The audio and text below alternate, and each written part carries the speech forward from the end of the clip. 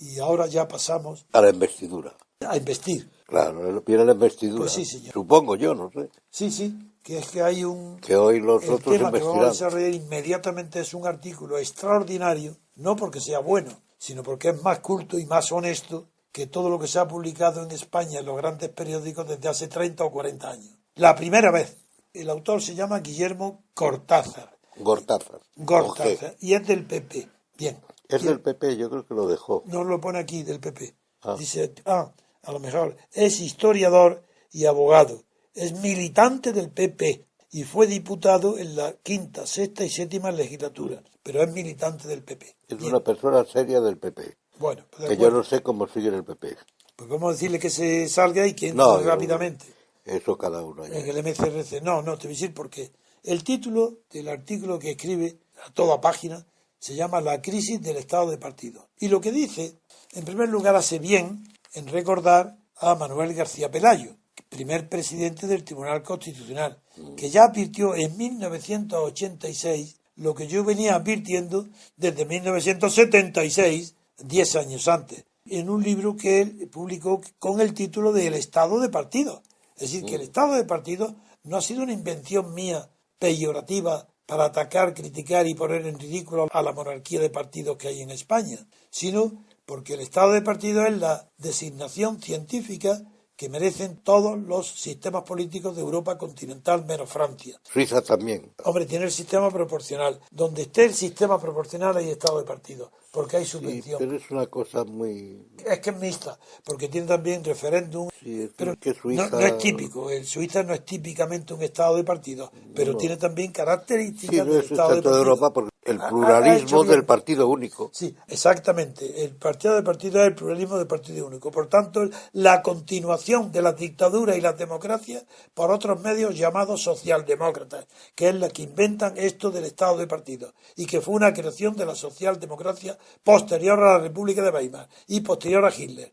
Aunque es verdad que el estado de partido fue creado en el año 1911 por Smith. La idea, no el nombre, pero la idea sí, como los partidos órganos del Estado, miembros del Estado. Pero el que crea el nombre de Estado de partido fue nada menos que Hans Kelsen, uno de los hombres que más daño ha hecho a la ciencia jurídica europea desde el comienzo, de los hombres más dañinos que ha habido. Y sigue haciendo. Y sigue haciéndolo, porque la teoría formal, de la teoría pura del derecho es una bestialidad, es una pura barbarie. ¿Cómo es posible respetar una ley porque haya cumplido con los trámites formales de su producción? Eso es absurdo. Eso es legitimar todo lo que ha venido después. Es legitimar las leyes de Hitler, de Mussolini y de Franco. ¿Qué significa la teoría pura del derecho? Eso es una brutalidad. Eso lo digo para todos, la cantidad enorme de kelsenianos, como de Radbruchnianos, que fue el discípulo principal de Kelsen, traducido al español y puesto de texto en muchísimas universidades españolas. ¿Durante qué? Durante el franquismo, naturalmente. Como que el estado de partido, escrito por Kelsen también en el año 29, es el antecedente que va a dar pie al estado totalitario, porque justifica el estado de partido en el año 29. ¿Cómo va a oponerte a que ese estado se concentre en el estado de un solo partido? Eso está dentro de la teoría de Kelsen. Y como es una aberración jurídica que no la tolero, porque soy jurista, conozco muy bien de lo que estoy hablando de este tema, pues claro, ahora me emociona que en el país hoy venga un artículo decente, digno, de un historiador del PP que se llama Cortázar y que empieza recordando justamente a Manuel García Pelayo. Pero la tesis que defiende este Cortázar es absurda y todo su artículo puede ser tirado a la papelera porque dice nada menos que sí, que hay un estado de partido en España y que eso no puede ser. Lo critica exactamente igual que nosotros, los del MCRC, con los mismos argumentos. Está copiado de nuestros argumentos. Pero dice que eso es culpa de los partidos, no de la Constitución, que ha sido una degeneración de la Constitución, que las costumbres de los partidos han transformado la naturaleza de una monarquía parlamentaria en una monarquía de partidos. Y eso es lo que no hay derecho, porque no es verdad. No ha habido ninguna degeneración, no ha habido ninguna transformación. Antes de 1978 yo ya calificaba de estado de partido lo que se estaba preparando. Que además está en la Constitución. Es que la Constitución lo dice. Los partidos y los sindicatos. Absolutamente. Y la patronal. Los partidos, la patronal y los sindicatos son órganos del Estado. Es la Constitución. Es constitucional, no es... Es constitucional y por tanto no es ningún defecto, ni ninguna degeneración. Ahí se equivoca. No es que se equivoque, es que no tiene más remedio que decirlo. Es que ahí están mis interpretaciones siempre políticas que se distinguen de los que no sois políticos prácticos. Para ti, dice, eso es un error. No, eso no es un error. Es que no tiene más remedio que mentir, porque si no, 30 años de su vida los tira a la basura, porque ha servido a este estado de partido. Y él tiene que decir, no, es que ha sido una degeneración. No, no se da cuenta por la No, mentalidad. lo dice, no, se da cuenta. Es que ya hay una mentalidad así. En el estado de partidos, dice este señor Cortázar, la lucha política se libra secretamente, dentro del partido, Claro. mucho más que en debates abiertos, Claro. de interés general ante la opinión pública. Pero por eso no es parlamentario, la monarquía. Y dice, la financiación anual de los partidos, escuchar bien, de 120 millones de euros anuales a los partidos, 120 millones de euros de los contribuyentes. Bueno, esos son los oficiales. Sí, y la capacidad de elaborar las listas electorales, ese dinero y las listas son la base del poder del aparato. ¿Acaso eso no existe en la Constitución? ¿Es que la Constitución no impone obligatoriamente el sistema proporcional? Lo dice la Constitución. Y al ser órganos del Estado tiene que darles dinero. Naturalmente, ¿cómo los va a pagar? Son funcionarios del Estado, pero Funcionarios. con tanto poder que ellos mandan y rigen al Estado. En el Estado no hay nadie superior a ellos, ni el ejército, ni la burocracia, nada. Es la oligarquía que gobierna. Exactamente. Política, la oligarquía política que luego conecta con La las que otras está como órganos del Estado. Estoy leyendo el final del artículo. Dice que la crisis del Estado de partido puede tener una salida positiva, claro, si se reforma hacia una monarquía parlamentaria, lo que está reconociendo que no hay monarquía parlamentaria, que tiene que reformarse para que haya una monarquía parlamentaria, reformarse la Constitución para que sea de acuerdo con la definición que establece la Constitución. O sea, la Constitución dice que es parlamentaria, él dice, no lo es, hay que reformar la Constitución para que sea. Pero es que una monarquía parlamentaria, vamos a ver. Conte decía con mucha claridad, y yo creo que con acierto, que caída la monarquía absoluta, él hablaba de la monarquía constitucional, no es más que un tránsito a la república, una situación transitoria. Bueno, dejando aparte la monarquía constitucional, que puede haber funcionado o funciona en algún sitio, es que la monarquía parlamentaria ya no es nada. Es que no existe. Salvo en Inglaterra, que hay unas tradiciones ahí distintas, porque la Constitución se basa en tradiciones. Y la monarquía parlamentaria no es nada, porque la monarquía parlamentaria, entre otras razones, tiene que estar a bien con los partidos, con el Parlamento. Al ser parlamentaria está sometida a él. ¿Por qué si no se juega el tipo? De lo de jugar el tipo, mira la última frase del señor Cortázar. Dice, si se mantiene el continuismo, o se produce un ascenso del populismo rupturista. El populismo rupturista en este momento en Europa significa todos los que están hartos de aguantar. Luego habrá sus bases. El régimen del 78 tiene el riesgo de pasar pronto a ser historia. ¡Ojalá! Es lo que pretendemos, es lo que buscamos. Yo haría otra objeción a Guillermo, y es que no es un régimen, sino, creo que hemos hablado alguna vez, sino un sistema. Desde luego. Porque régimen significa orden, y aquí desde el principio no ha habido más que desorden. La misma palabra transición, que no acaba nunca, quiere decir que no hay un orden, sino que es un orden que se busca, un orden infieri, una situación política o histórica. Sí, pero es que desde el punto de vista desde Franco se llama régimen. Y yo he empleado la palabra régimen para designar a esto. Había un orden, el que fuera. Pero ¿como un regimiento de cuartel? Bueno, me da lo mismo, claro, pero había un orden. Pero es que aquí... Bien. Pero no estaba siempre en transición. Pero yo he empleado siempre el término régimen de poder para esta monarquía, para distinguirlo del sistema. Sí, bueno, ya más... El sistema es mucho más profundo, es otra cosa. Esto es una cosa oportunista. Sí, pero es que el sistema impone su verdad. Eso hay una crítica a la idea del sistema en política. Por eso, como no hay sistema, no impone su verdad. Es un régimen de poder que va a fenecer. Claro. Pero vamos a seguir. El régimen impone su verdad. No, impone su poder. Impone su poder, pero no su verdad. Pero el sistema... Fegelein tiene una crítica del sistema en política radical. Dice que la política se refiere a cuestiones existenciales y que el sistema no es más que imponer la verdad básica del sistema, que era del que manda. Y luego su organización. Organización en la cual no cabe libertad política ni cabe nada. Sí.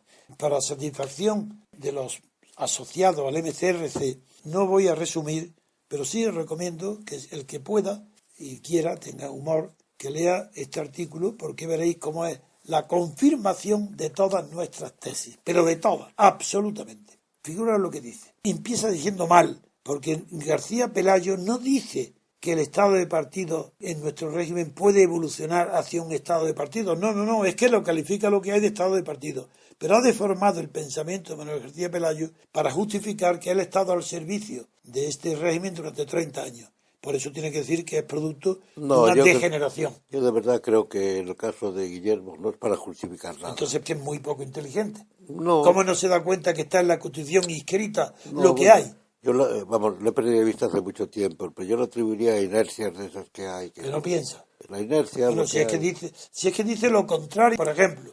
Sí, si dice la Constitución que el sistema proporcional será obligatorio y no otro, que no hable de evolución. Sí, entiendo lo que quieres decir, pero... Está en la Constitución. Pero son las inercias de la gente. Luego, también. Mira, la Constitución dice Poder Judicial.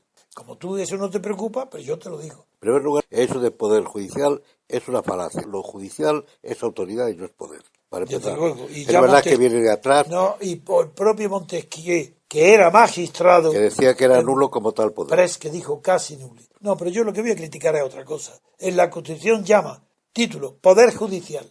Y debajo no hay ni una sola palabra que se refiera al Poder Judicial, al Consejo General del Poder. Ni una.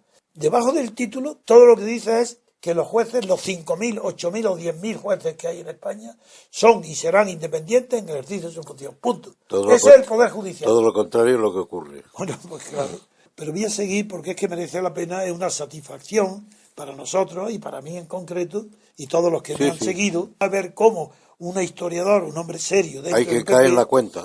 Cae en la cuenta y dice 30 años después lo mismo que llevo diciendo hace 30 años o 40. La corrupción, dice, es un síntoma. Y es verdad, claro que la corrupción es un síntoma. Dice que no hay ni democracia ni representación, porque se caracteriza la democracia por la deficiente separación de poderes. Por eso digo que es un hombre mucho menos inteligente de lo que tú crees. Porque ¿cómo puede decir que hay una deficiente separación de poderes? O hay o no hay. Y si es deficiente es que no la hay, que hay un canal de comunicación. Un hombre inteligente no puede decir deficiente separación de poderes, porque no sabe lo que está hablando. Sigo.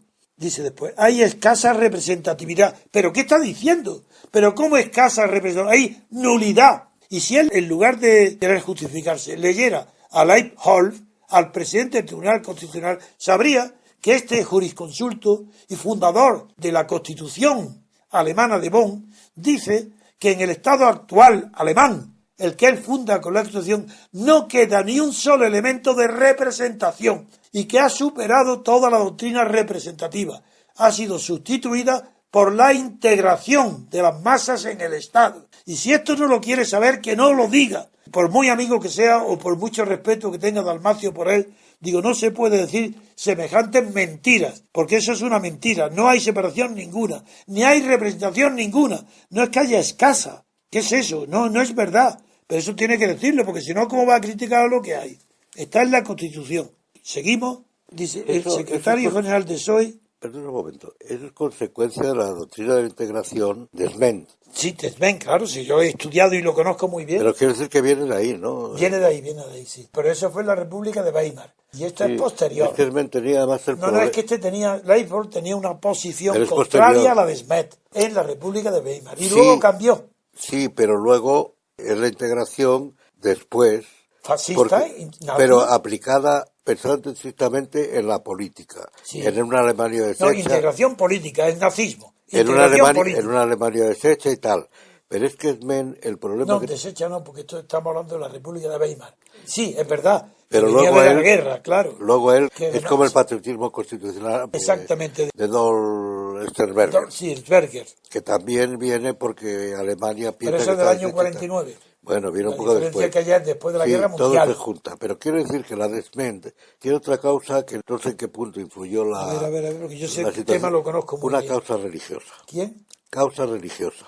La separación en Alemania... ¿De la Iglesia y el Estado? El Estado como integración, porque en Alemania tenía el problema de integrar las confesiones masa religiosas. Protestante y católica. Porque tiene además algún escrito que yo no me acuerdo cómo se titula, al margen de... Pero es que la doctrina de la integración ha sido muy, muy desarrollada en Alemania y no hay duda ninguna que es la integración de las masas en el Estado, Sí, que siguió Duce Mussolini y está inspirado en el corporativismo italiano. sí estoy de acuerdo, pero en el caso de Smen, que es el que la Sí, es bien desarrolla, claro, quiero decir que tiene una causa no estrictamente política, religiosa. sino religiosa. El La problema unificación. de la Sí, unificación, sí, que ese es un claro, tema que está planteado en la democracia cristiana alemana y no está planteado justo en el centrum y todo eso, que sí, y y que que él no era está protestante, planteado en la justo, justo, democracia, justo, justo, que no justo. está planteado en la democracia cristiana Claro, italiana, y porque no tuvo ese problema. no, no tenía ese problema en Italia, no. No,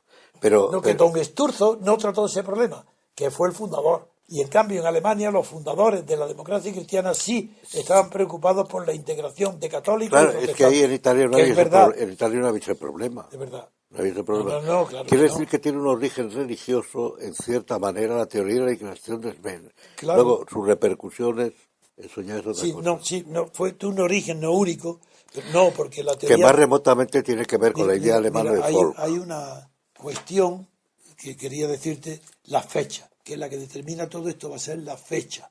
Y en las fechas vemos que hay una cosa clarísima, que te voy a decir la fecha ahora mismo. Las tengo de memoria, pero quiero asegurarme. Mira, lo primero, Richard Schmidt es el primero que habla de los partidos como fuerzas formadoras del Estado y es el antecedente, nada menos, es alemán y es de 1901. Y muy bueno. ¿Quién es? Richard Schmidt, buenísimo. Ah, Richard Smith, que dijiste antes, Y Smith. es del año Claro. 1901. Luego, y se enfrenta con la teoría que es la que yo sigo, la que más me ha formado desde el estudiante en la universidad, con Jelinek, que representa lo contrario, que es los partidos como elementos de la sociedad, Sí, no eso como es elementos antes. del Estado. Eso es Jelinek, que es nuestra teoría. Y que sigue a von Stein. Y Que, fo- siguen a Lorenzo von que von Stein, sí Stein es señor. la madre del cordero de todos ellos. Sí, es verdad, Lorenzo von Stein, sabes cómo me gusta y lo he estudiado y lo conozco muy bien. Es uno de los pensadores más importantes por la influencia que ha Y tenido. además es creador nada menos que del derecho administrativo y no se sabe. Por Además de ejemplo, eso. Bien, lo que sigue. pasa es que es lógico para tragarse los 9 tomos No, de... no, pero es muy bueno. Bueno, Y más, por ejemplo, no se le entiende sin von Stein. La prueba es que Lukács sí, sí. condenó a von Stein a la muerte prácticamente para desmentir que hubiera influencia de von Stein sobre Marx. Porque la Geschichte des sozialen Bewegungen in Frankreich de Stein Sí, de Lorenzo. era con, no sé si había otros libros, pero con los Hombre, tiene principios de, el Tratado de Derecho Administrativo y el fiscal y el tributario. Lo tiene ya, ya aparte. no, pero lo que tenía más sobre la mesa como libros de Era consulta este, era este. eran los principios de economía de Stuart Mill Sí, señor. y no sé si había algún otro. Sé que esos dos eran libros de cabecera de Carlos Marx. Sin ello, el pensamiento de Marx no se puede, tampoco se puede sí, entender, pero quiero pero decir, cómo se tuvieron forma y su influencia en su origen. pensamiento, claro. O sea que todo eso viene Pero atrás. fíjate si confirma mi tesis la fecha. Richard Smith, 1901. Ujú. 11, Jelinek. Pero sigo. Henk Kelsen, que es el culpable de todos los males que hay, es 1929, cuando escribe La formación de la voluntad en la democracia moderna, que el Estado de partido lo defiende así, es 1929, con frases literales diciendo que en todo lo que no sea Estado de partido ya es antiguo y que todo el futuro está en estado de En los partido. Kelsen, partidos. 1929. Luego, sigo. Leibholz, el presidente del Tribunal Constitucional de Bonn. Bueno, pues su obra fundamental, donde defiende la teoría de la integración de las masas sin referirse para nada al problema religioso. No, no, claro, pero No, ese no. No, las no. ideas se Entiendo, te he trasvasan. entendido. Por eso lo que hago es completar a ti la información. Es de 1958. Y el libro complementario de Leibhoff, que es Abendroth, Wolfgang Abendroth, Sí, ese es un marxista, ni era tanto, bueno, sí, socialdemócrata. la función mediadora de los partidos, donde defiende también el estado de partidos, llamándolo así, es de 1966. Y Que ahí estuvo muy termina. de moda, además. Claro, Abendroth. Abendroth no En tiene la España profesión. estuvo muy de moda, lo citaban allí los sociólogos y todos eso en las facultades, ¿no? Abendroth, como si fuera el último. Abendroth, sí, pero no vale mucho. Es muy flojo. Es más profundo como jurista Leibholz. La Jorge es muy bueno, otra Sí, ese es cosa es lo bueno. que no quiere decir. Y en la República de Weimar destacó muchísimo y fue muy amigo, no amigo, sí, de Carl Schmitt, porque coincidieron en la misma asociación en el Colegio de Abogados. Y el Carl Schmitt también. Y Carlos yo creo que le cita incluso. No está de acuerdo, pero Es más, yo muchas notas de pie de página referentes a la biografía de Lightfall la he tomado de Carl Smith, en pie de página. Bien, con esto que hoy tenemos la satisfacción de que este historiador serio, por lo visto, yo no lo sé, pero Dalmacio cree que es una persona seria, pues no está dando la razón Hace mucho al tiempo que no lo veo. 100%, pero él dice que ha sido una degeneración de la Constitución y digo que no, que es constitutivo, todo lo que hay del Estado de partido viene en la Constitución. Pero voy a seguir porque merece la pena. En la práctica, hasta el año 2016, la presidencia del gobierno, aunque tenga una mayoría minoritaria en el Congreso, ha evolucionado en lo peor de su sistema presidencialista. ¿Pero qué sistema presidencialista puede derivarse de que el presidente del gobierno hace las listas él? Será lo contrario, lo inverso del presidente. Pero si eres el presidente el que elija a los diputados. ¿Pero cómo puede llamarle presidencialista? Esto no hay derecho, de verdad, Dalmacio, que no puede ser. Presidencialismo es América y Francia. Pero llamarle presidencialista a un sistema como el español, donde el presidente del gobierno hace las listas de los diputados, nombra a los diputados para que estos lo ratifiquen, llamarle presidente. No es eso, el presidente no nace, no hay derecho, no nace del origen de abajo, no nace de la base. Pues claro, esto no hay derecho a llamar. Bueno, Hay separación de y poderes. dice que ha degenerado hacia un sistema presidencialista sin tener las ventajas del presidencialismo. Bien. Si dijera pseudo Y presidencialista. cita, bueno, uno de mis principales enemigos intelectuales después de Franco ha sido Javier Pradera, que era el editorialista del País. Y este me atacó siempre que pudo. Bueno, pues ahora lo cita Cortázar diciendo que en 1994 Javier Pradera señalaba en su libro La corrupción política que los partidos ya no son representantes de la sociedad dedicados a defender los intereses de sus electores, sino instituciones autónomas que protegen ante todo sus propios intereses. Vaya descubrimiento de este pobre tonto de Pradera, ¿qué? Pero a lo mejor te lo había oído a ti, si se metía contigo te lo había oído a ti. Sí, claro, no, es un pobre idiota. Sí, estaba obsesionado conmigo. Pues bien, en su libro La corrupción política, lo que yo he dicho siempre es que la corrupción política está inscrita en la Constitución y que si no estuviera la Constitución inscrita la corrupción política, España era ingobernable y que la corrupción económica ha sido consecuencia de la corrupción política constitucional y que gracias a la corrupción económica ha mantenido 30 y tantos años este sistema de corrupción, pero es lo que ha permitido que dure. Sin corrupción esto no hubiera durado ni un mes, porque es ingobernable esta Constitución. Sigo seleccionando frases. Si comparamos el Parlamento español con el británico, el danés o el sueco, solo formalmente España es una monarquía parlamentaria. Como tú has dicho, verás que no es verdad porque es muy distinta, pero bueno, lo que la élite política española ha construido desde 1977 es un estado de partidos. ¿Pero en qué quedamos? Si lo ha construido desde 1977 como estado de partido y ahora dice que es una degeneración de la Constitución del 78, pero si ha empezado a construir el estado de partido del 77 y eso es una observación muy atinada y muy precisa, porque eso quiere decir que conoció a la Junta Democrática, a la Junta, y sabía lo que yo me proponía. Si no, es imposible que hable de 1977. Imposible. Y ahora dice que, por tanto, él deduce que lo que está en crisis hoy es el estado de partido, lo que está en crisis en el tiempo presente. Y la crisis se manifiesta en que 8 millones de españoles han votado de forma que no es posible la investidura del presidente del gobierno. 8 millones, ¿esa es una crisis? Inmediatamente después de celebrarse las elecciones. Es decir, 8 millones han votado de una forma que no puede haber investidura. ¿Y eso es una crisis? Pues sí, es verdad. En Italia fue todo el tiempo crisis y es todavía crisis. Y es que no están en crisis todos los partidos, el estado de partidos, todos están en crisis. Y en Alemania también. Pero por otras causas. Yo digo por causas internas. Por causas internas, yo creo que los partidos no están en crisis. Lo que pasa es que ya no... que los partidos, por otras causas, también ellos están en crisis. Sí. Pero el estado de partido está en crisis porque los partidos son órganos del Estado. Y han abandonado a la sociedad civil. Como quería Jelinek. Y quiero yo. Eso forma parte de la crisis del Estado mismo. De acuerdo, bien. Está en crisis también. Hay un libro que aparece en Italia, yo creo que lo mencioné el otro día, pero no me acuerdo ni del título. Sí, el título creo que es Ha pasado el tiempo de los partidos. Yo te voy a demostrar que este amigo tuyo no tiene inteligencia política ninguna. Dice literalmente, la transición tuvo 3 protagonistas. Su Majestad el Rey, el estratega Torcuato Fernández Miranda y el presidente Suárez. Punto, se acabó. ¿Esto lo puede decir un hombre inteligente? Que España, el posfranquismo, ha tenido 3 protagonistas. Vamos a ver, el rey ningún protagonismo, 0. Solamente su existencia, que existe como rey. Bueno. ¿El rey que ha intervenido en qué? No, Me diga, como bueno, inteligencia, que yo no. te sé lo que estoy hablando. Como inteligencia, no. No. Como actor, ¿qué ha hecho Juan Carlos antes del 78, antes de la Constitución? ¿En qué ha contribuido él algo en la Constitución? En nada, absolutamente 0. Nada, no ha intervenido en nada. A ver si hay alguien que recuerde una sola palabra. No. Es Suárez. Y si hubiera dicho Torcuato Fernández Miranda, Que no pintó nada luego al final, ¿no? en absoluto, quedó apartado fuera. El estratega Torcuato Fernández Miranda. Eso es verdad. Es verdad. Era el inteligente.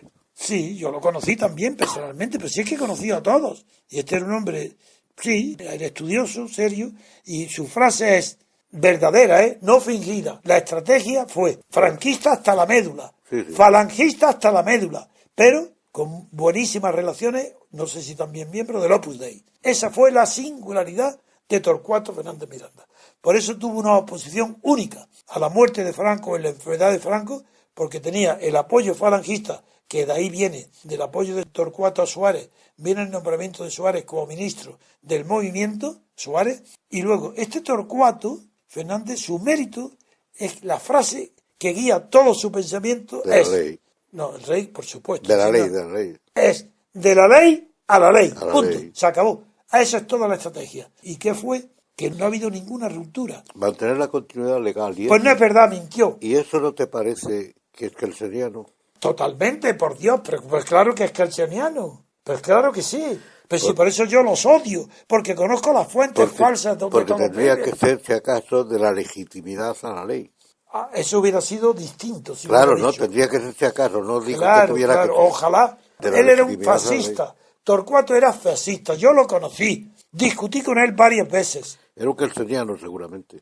Yo no lo sé si lo estudié porque no era demasiado estudioso. Era muy oportunista y quería estar bien con muchos grupos equidistantes. Era un hombre muy ambicioso. Pero vamos a hablar de la ley a la ley. Pues no es verdad. Porque eso él lo decía para evitar la ruptura. Era contra mí. Ya. Pero si yo sé exactamente todo. Pero si sé las discusiones que he tenido con él. ¿Qué me van a hablar a mí? Lo he vivido. Y él tenía horror de que yo defendiera la ruptura democrática y que hubiera conseguido el apoyo del Partido Comunista. Y tenía horror. Y por eso se lo creó de la ley a la ley, para evitar la ruptura. Pero es una pregunta, ¿por qué tenía horror? ¿Al Partido Comunista? No, horror a la ruptura. Pues porque era la continuidad de los mismos. ¿Qué me dice eso? La ruptura era acabar con, pero... con la continuidad del franquismo. Pero ¿era para que quería continuar el franquismo o por razones personales de él y su grupo? Sí, había razones personales de que cada uno perdía el poder que tenía. En la ruptura le tenían miedo al concepto de que se acababa Franco. La ruptura producía pánico a todo el mundo, hasta el punto que cuando Suárez legaliza al Partido Comunista tiene que inventarse Santiago Carrillo, que hay ruido de sable, para que su partido, los fieles, los militantes, apoyen la reforma y ataquen y abandonen la ruptura. Como un partido comunista puede estar dirigido por... Pero ¿cómo puede estar dirigido dictatorialmente un partido comunista? Claro, pues eso fue mi error. Que yo creía, si mi único error fue Santiago Carrillo. Pero si los comunistas no son dictatoriales, no son dictadores. Pero bueno, mi error fue que confié en que el Partido Comunista no iba a seguir jamás el camino del pacto, de la reforma y del consenso. Bien. Ni siquiera Stalin fue dictador porque era comunista. No entiendo bien. A ver, que en el comunismo no puede haber dictadura, no, ni puede haber nada de eso. Hombre, si fuera verdad, pero es que no hubo comunismo jamás, hubo socialismo de Estado. Comunismo jamás existió. ¿Qué va? Yo creo que en la Unión Soviética no hubo comunismo nunca. Si oyes hablar a los comunistas que hubo socialismo de Estado y una burocracia de Estado. Los comunistas cuando hablan con su sentido común, resulta que no hay dictadura, ni oligarquía, ni nada. Claro. Ah, no, es verdad, el que sea comunista de verdad, entonces nada, claro. Pero eso es un tiempo pretérito, no es futuro. Nunca, no. Pero voy a seguir, porque lo de Torcuato Fernández Miranda merece analizarlo, porque él cree en Torcuato Fernández Miranda, dijo, de la ley a la ley. Pero no es verdad, ahí me interrumpe como siempre Dalmacio, y voy a ponerle un esparadrapo por la boca para que me deje terminar la frase. Vamos a ver, lo que él dice de la ley a la ley, bien, pues no es verdad, no se cumplió, porque con arreglo a la ley de Franco, a la ley electoral se hacen elecciones ordinarias a cortes legislativas corrientes y de repente, sin decirlo a nadie y sin que lo sepan ni los electores ni los elegidos, los diputados, por el sistema proporcional de la ley electoral franquista, por tanto, legalmente elegidos, deciden en secreto, todos no, sino que ahí Suárez, Gutiérrez Mellado llaman a Santiago Carrillo, a Felipe González, nada más, y a Fraga, y deciden en secreto hacer una comisión secreta dentro de las Cortes para que hagan una constitución. Nadie lo sabe. Y cuando está casi terminada ya la comisión, donde están estos sí, que saben todos, los herreros de Miñón, Gregorio Pérez Barba, Soletura, Roca, etc. Los padres de la Constitución. Eso, los padres, sí, los padrinos de la Constitución. Bien. Pues cuando ya está a punto, avanzada, un periodista buena persona, que era Pedro Altares, que era el director de Cuadernos para el Diálogo, lo publica. Y dice, señores, que está haciéndose en secreto una constitución. Esa es la verdad. Y entonces, si estaban haciendo una constitución... Pero no la hicieron Abril Martorell. Abril Martorell estaba dentro, y sí. Alfonso Guerra, ¿no? No, Abril Martorell sí, no, Alfonso Guerra no. Bueno, estaba Felipe González, sí. Ellos pactaron con Fraga. Es importante, mira, tanto Alfonso Guerra como Felipe González, tanto Felipe González en Moscú, Alfonso Guerra, en una conversación telefónica proponen a Fraga que si Fraga abandona el sistema mayoritario de elecciones, ellos renunciaban a la República. Era mentira, porque ya habían renunciado a la República cuando nacieron. Es el partido más monárquico que hay en pues España. Exactamente. Sin mira, ahora comparación. que está presumiendo la boca, se le cae, se le hace agua. Cuando dice, me encarga su majestad el rey. Que no le ha encargado nada, pero bueno, el rey. Bueno, lo ha nombrado. Pero quiero decir que es mentira la tesis de Torcuato Fernández Miranda, porque de la ley no se pasó a la ley, sino como una ruptura de la ley para evitar la ruptura que yo proponía de la democracia. Y sé muy bien las conversaciones con Torcuato Fernández Miranda, si es que lo tengo todo en mi cabeza. Esto ningún historiador me puede mentir. ¿Qué te decía Fernández Miranda? Había que hacerlo así. Que la evolución del franquismo estaba asegurada en los principios fundamentales del movimiento. Palabra de honor. Pero eso me lo decía cuando estaba Franco agonizando. Pero tiene su lógica dentro de su... Hombre, claro, él era coherente de la ley a la ley. Lo que pasa es que eso no se cumplió. ¿Y quién no lo cumple? Suárez. Pero es que yo creo que no hubo tampoco tal paso de la ley a la ley. Desde los principios del movimiento, que es mentira. ¿Cómo se podía pasar? De la ley a la ley, imposible. Hubo una ruptura. Tenía que haber ruptura. Hubo una ruptura de todas formas. Tenía que haberla, y la hubo, con esas cortes falsas. Lo que pasa es que fue una ruptura legal y no política. Exactamente. Tú lo que pretendías es una ruptura política. Política, sobre todo moral y política. O sea, una situación excepcional y entonces una decisión política. Señor. Y lo que hubo fue una ruptura jurídica. No, de la ley a la ley, la ruptura se produjo en que es mentira, en que hubo una ruptura jurídica y política, porque se estableció nada menos que la Constitución. Una pregunta, es que las Cortes, yo no me acuerdo bien, vamos. No sé si me acuerdo. Esas cuestiones. Creo que para hacer leyes fundamentales no se convocaban, claro, en Cortes. Claro. No, es que lo primero que hay que hacer para hacer una Constitución, según el derecho político, a la francesa, pero bueno, es el derecho político vigente, el derecho constitucional, hay que convocar expresamente, en el caso español, las Cortes. Ah, no, si no están convocadas. Creo que se disuelven, pero ahí ni eso. Sí, no se convocaron ninguna Cortes de ninguna. Se reunió esa comisión. Unos diputados más, como los anteriores. Ahí les damos a pasar. En secreto. Les damos a pasar una Constitución. Pues esto es lo que no hay derecho que no lo sepa este señor amigo tuyo, aunque amigo o conocido, Cortázar, que será muy buena persona, pero políticamente no dice la verdad. No es constitucionalista, que yo sepa. Y después de hablar de Torcuato Fernández Miranda y el presidente Suárez, que hizo de puente entre los actores implicados, claro, puente con Santiago Carrillo, desde luego. Dice, por el contrario, el estado de partidos es el resultado de múltiples decisiones políticas y del desarrollo legislativo. Ahí ves cómo, para que haya desarrollo legislativo hubiera sido imposible sin ruptura de la legalidad. Hubo una ruptura con la Constitución, y es lo que acabamos de hablar y explicar. Así que no hubo desarrollo legislativo sin ruptura. Hay además un hecho que no se suele mencionar, que es que así como con Alemania, que era entonces en este respecto fue la pauta, estaba prohibido el Partido Comunista. Sí.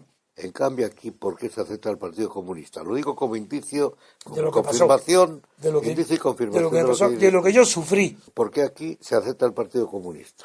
Que también ahí puede haber el propio rey. El rey, yo tengo oído, que la única persona que trataba de usted y le llamaba don era Santiago Carrillo. Sí, pero es que eso es mucho más complejo. Mira, es que lo he vivido día a día todo ese proceso. El Partido Comunista era un tabú absoluto. Cuando muere Franco, no solo porque Carlos Arias y Fraga, con ello era imposible. Yo he estado en la cárcel porque defendía al Partido Comunista. Si es por eso por lo que he estado en la cárcel, por defender al Partido Comunista como un igual. Pero bien, continúo y es normal, no que me salte, pero que mis pasiones se remuevan porque estoy recordando aquellos tiempos anteriores a el reconocimiento del Partido Comunista.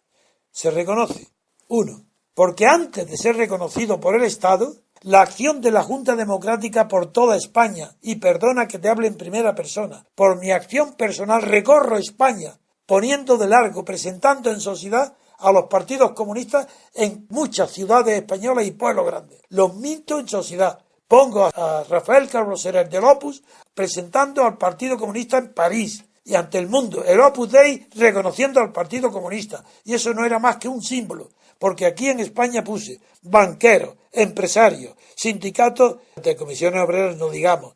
Es que iba ciudad a ciudad. Entonces, cuando el Partido Comunista es legalizado por Suárez, está legalizado en el seno de la sociedad gracias a mi acción. ¿Por qué creéis que he sido encarcelado? ¿Por qué creéis que fui difamado en Guinea? ¿Por qué creéis que Kissinger, para él, era el enemigo público a batir número 1 en España?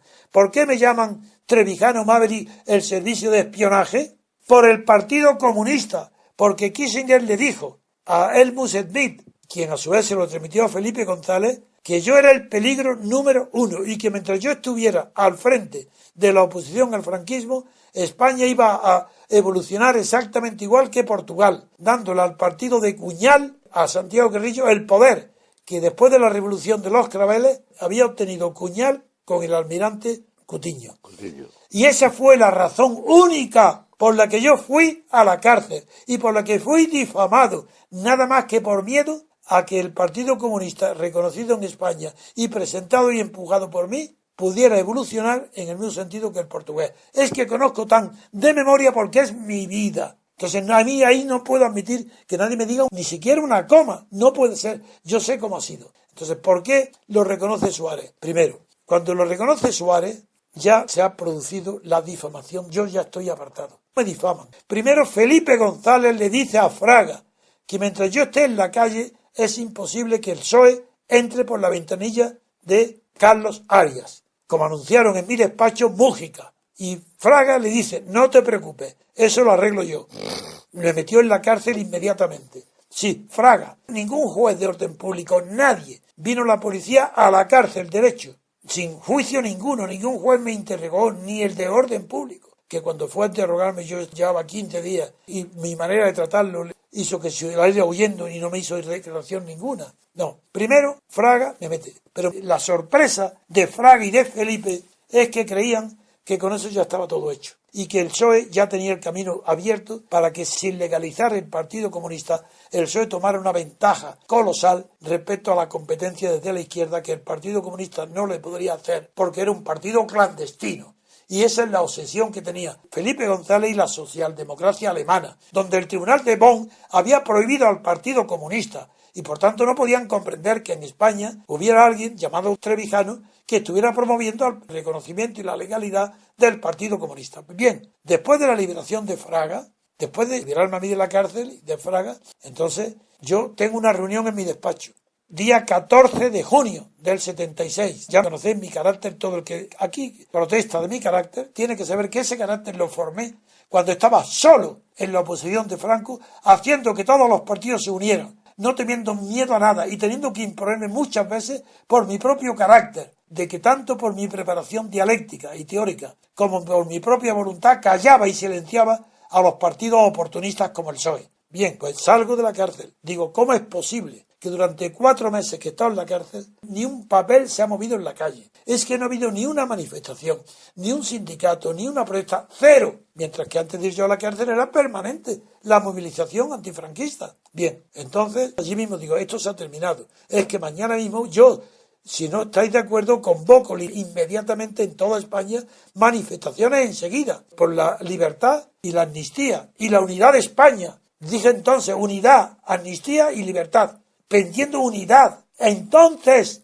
año 76, mes de junio, menos unos cuantos partidos llamados de extrema izquierda, que me apoyaron, como era el PT, el MC de Álvarez de Ronsoro y de Eugenio del Río, el movimiento comunista, todos situados a la izquierda del Partido Comunista, los demás dijeron que no. Y el argumento que dieron, hombre, Antonio, bien, no, hemos hecho lo que hemos podido. Y además, ahora ya, de cara al verano, estamos el 16 de junio, ¿cómo va a pedirnos que apoyemos unas manifestaciones públicas con lo difícil que es conseguir que se mueva alguien en verano? Ese fue el argumento porque dijeron todos que no. Digo, ¿no? Muy bien, pues yo voy a hacerlo. Voy a convocar en nombre mío, personal. Yo tenía muchísima fama entonces. Era muy conocido. Sabían que yo era el alma de la oposición. Yo voy a convocar, yo solo, con el apoyo de todos los que quieran. Y fijé un domicilio para que vinieran en secreto a decirme los que querían sucesivamente ir apoyándome para que yo anunciara esos movimientos ya en nombre mío y de los demás partidos. ¿Sabéis lo que pasó? Pues que antes de los 7 días, por mi domicilio donde yo estaba recibiendo a todos los clandestinos fuera de mi despacho, pasaron todos los partidos menos el PSOE. Y cuando el PSOE se enteró que estaban todos implicados en el movimiento, también se apuntó. Que se produjo lo que para ellos fue un milagro. Y que para los espías norteamericanos, esbirros de Kissinger, mis enemigos, señalan como prueba de que la oposición a Franco consistía solamente en un señor llamado Trevijano Maverick. Lo tienen escrito y le ponen el ejemplo. Dice, salió de la cárcel. Durante 4 meses no había habido un solo movimiento. Eso lo dicen los papeles del Wikileaks, no yo, que lo lean. Y en 7 días el señor Trevijano organizó 11 manifestaciones en las principales capitales de España. 11. En 7 días. Y fueron un éxito tan grande que el señor Trevijano fue a Las Palmas. Distribuyó el trabajo, lo organizó él, lo coordinó para que cada partido, los que venían, se encargaba de en un sitio y en 7 días organizó casi un movimiento de más de 2 millones de personas en la calle. Y en Las Palmas, donde yo fui, lo cuento ahora, participaron lo que nunca más ha sucedido en Las Palmas. La manifestación mayor que recuerda todo el mundo en Las Palmas. Ni con Franco, contra Franco, ni ahora, ni con la monarquía. Y cuando terminó la manifestación que yo presidía, y allí lo organizó José Joaquín Díaz de Aguilar de mi grupo independiente y donde estaban presentes todos los partidos, incluido el PSOE, porque en la Canarias y en Las Palmas el PSOE fue unitario y apoyó la ruptura democrática y me apoyaba a mí en Las Palmas. Bueno, pues cuando terminó esa manifestación tan gigantesca, estando en el Hotel Cristina con José Joaquín Díaz de Aguilar, abogado, muy conocido en Las Palmas, recibo la visita en el hotel del secretario del gobernador de Las Palmas para decirme, señor Trevijano, de parte del gobernador vengo a decirle que todo lo que usted desea, él está a sus órdenes y a su servicio, que lo que usted mande, porque había sido un movimiento de toda la capital, apoyando la ruptura democrática, lo que después los traidores en Madrid pactaron la reforma. Por eso es que no puedo tolerar cuando se me habla de mi vida y que se falsee y se digan mentiras, como dice Cortázar. Cortázar ha dicho la verdad, menos mal. Tiene la decencia de que reconoce que lo que hay hoy en España es un estado de partidos corrompidos y que eso hay que cambiarlo. Pero su error es pretender que eso es producto de una degeneración. No, eso es producto de la Constitución. Por eso o se cambia la Constitución o el estado de partidos continuará tal como está. Con eso yo creo que hemos tardado mucho y lo vamos a dejar. Y perdona, Dalmacio, y también sobre todo Papi, que no ha intervenido, y porque hable con esa pasión, porque es mi vida. Ya lo sé. Muy bien, pues señores, yo no tengo que pedir perdón porque es mi carácter. Yo soy un hombre muy, muy apasionado, pero eso no tiene nada que ver con mis relaciones de amistosa y de bondad con todo el mundo. Pero soy muy apasionado en el tema de la libertad política. Pero a ver si te pones un esparadrapo cuando hables y dejas terminar la frase. Que tú tienes tal sentido del humor que quieres reírte con los demás enseguida. No, es que ejerce el sentido común. Que sí. Que es del que habla. Del sentido común del que habla El bueno de Pedro Sánchez, Pedro Sánchez de Aquino. Está bien bautizado, ¿eh? Sí. Pedro Sánchez de Aquino. Es que yo no vivo más que para la libertad política.